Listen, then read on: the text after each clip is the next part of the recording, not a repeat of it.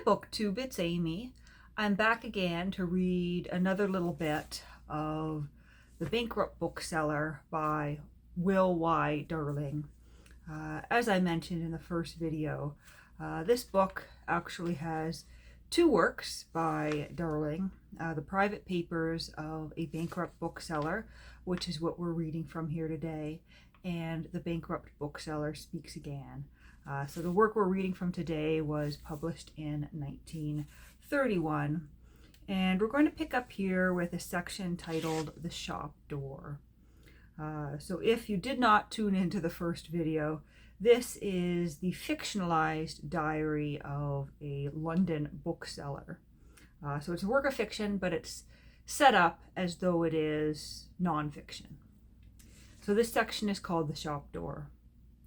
The door is an all-important feature in any building, and the door into a bookseller's shop is no mean portal. Mine is an ordinary door, and winter and summer it is always open. Sometimes I stick a publisher's announcement on it, but as often as not, I let the glass remain unobscured. The door itself I swing back, and it is held in place by a brick which I have covered first in newspaper and then in a strong brown paper. Nothing is unimportant. Everything has significance, and it is significant, although the significance eludes me, that my shop door should be held back by this brick, first wrapped in printed paper and covered again with brown paper. The door is held back thus, and those who pass by on the pavement are thereby permitted, when they deign to look, to see a sight not for sore eyes perhaps, but a sight worthy of a second glance. If such passer-by halts in his progress and steers across the wide pavement, he will find he must rise in the world to enter. That too is significant. To enter a bookseller's is indeed an elevation in mental station, but it is an elevation which is not for the host, but for the elect.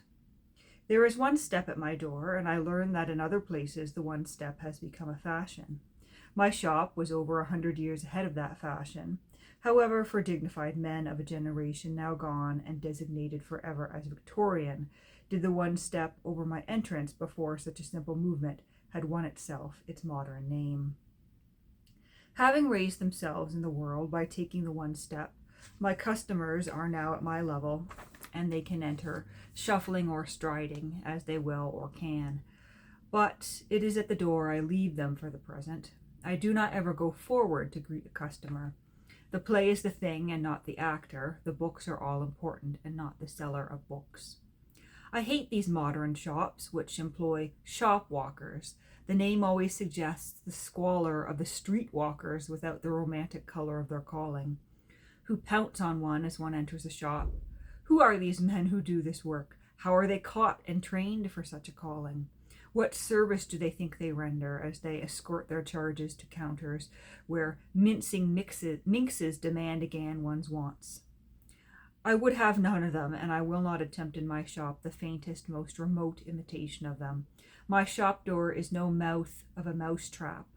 Free come, free go is my way, and if I am poorer in consequence, my conscience is lighter by the thought that none ever bought from me for any better reason than that he wanted to buy and could find what he wanted for himself.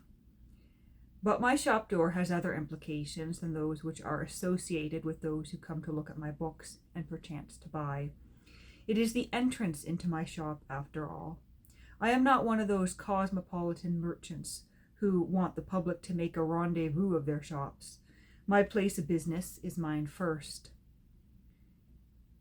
It does not belong to all the world, and I have felt more than once that I might someday, in some towering rage of anger, take the whip of knotted cords and lash the unbelievers from my door. My customers have their entrances, but they have, too, their exits, and even the most wearying go at last. Then I am often glad of that closing door. The shop door gives itself exclusively to my hands. I, who unlocked it with hope when the day's business is over, close it with calm contentment.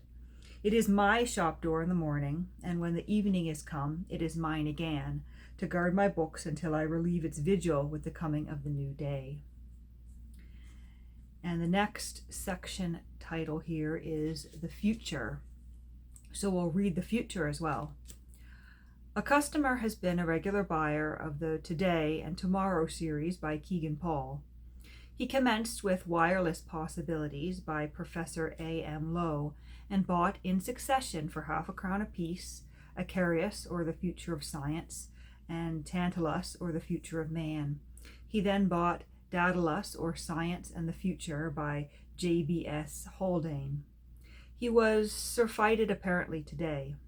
He does not like the future anymore. He toyed with books such as these from the Oxford Press: The Legacy of Greece, The Legacy of Rome, The Legacy of the Middle Ages. He toyed with them, but bought none. I was serving when he went out, and he handed me a card, one of my shop postcards, on which he had written, "Now is all we know." The observation is original as far as I know, but the thought behind it led me to two books. The first is A Modern Symposium, the best thing Lowell Dickinson has done. There I found the passage quite easily, though I read the book before the war. There I got Cantilupe's expression of feeling, which seemed to follow on the repudiation of the future, which had been made that afternoon.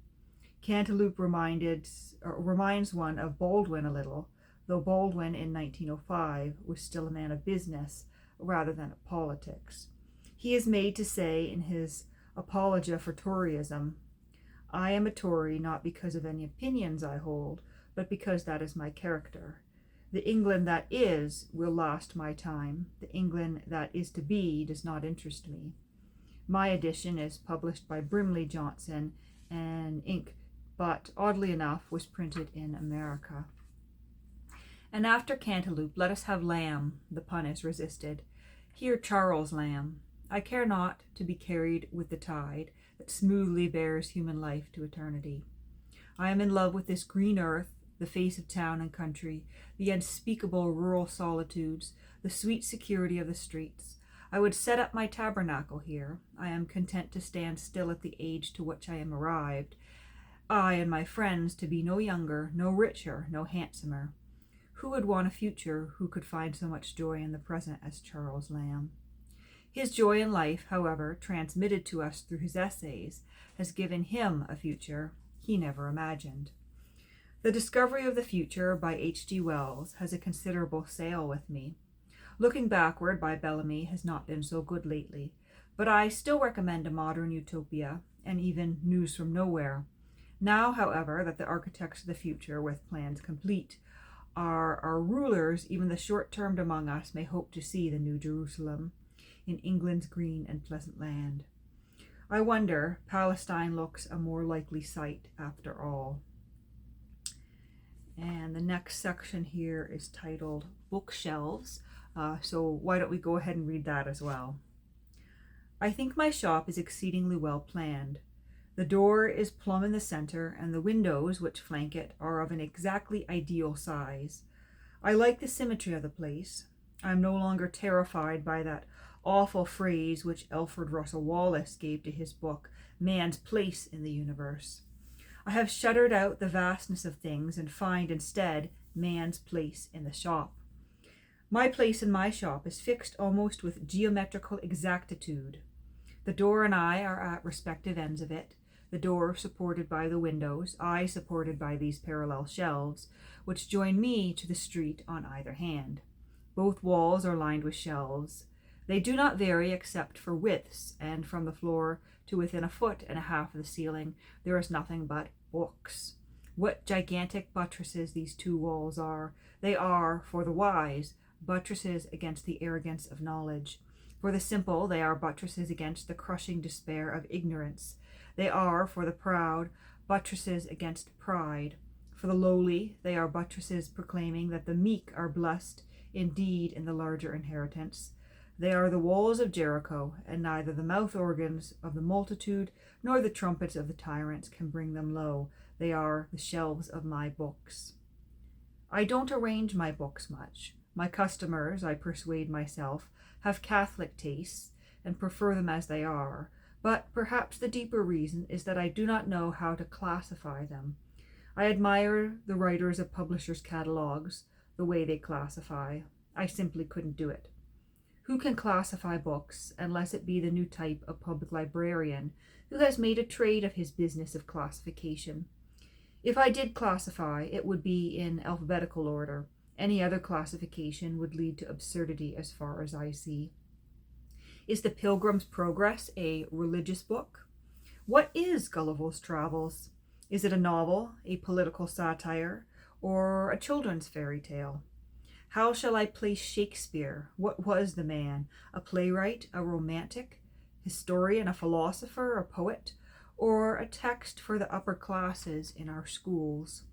Where do I put dictionaries? I ask you, are they not more fascinating than fiction and more alluring than anthology? No, let it be an alphabetical classification, if any. But then there are difficulties. Will classification be by authors? What of pseudonyms? Or by titles? If by authors, William Shakespeare and Samuel Smiles might lie together, and I could not compass that. And then the pseudonyms. What is a painstaking classifier of books on the alphabetic plan to do with Mark Twain, who was baptized Samuel L. Clemens? Or how can he place Marion Evans Cross, or Lewes, who called himself most wisely George Eliot, or called herself rather most wisely George Eliot? If one attempts classification by titles, no fewer difficulties beset one. The Spanish Gypsy finds itself beside that fine new book, The Spanish Farm, and wonders why. Tribly would be less shocked perhaps to lie alongside 20 men and a girl, but I, for one, would never plan such a foregathering. My arrangement of my shelves may earn me a reputation for untidiness among the unthinking, but I am indifferent to these, from natural laziness, if you like, from sheer inability to discover any congruity between one book and another. I will not classify. There they are, as they come, as they go, in serried shelves, all happy with the fortuity of things. There are my books, from the lowest shelf, to reach within the seeker must go, as he ought on bended knee, to the dust and silence of the upper shelf, as Lord Macaulay put it. There they are, awaiting the touch of the discerning hand and the light of the critical eye. I am proud of my shelves, and no happier man is there on this spinning sphere than I, when I see 6 or 7 seekers after books, seeking they know not what, and finding not what they sought, but still seeking among these well-stocked shelves of mine, and getting the sure satisfaction promised to those who seek and find. And so that is the end of bookshelves. And I think we will leave it at that for this video.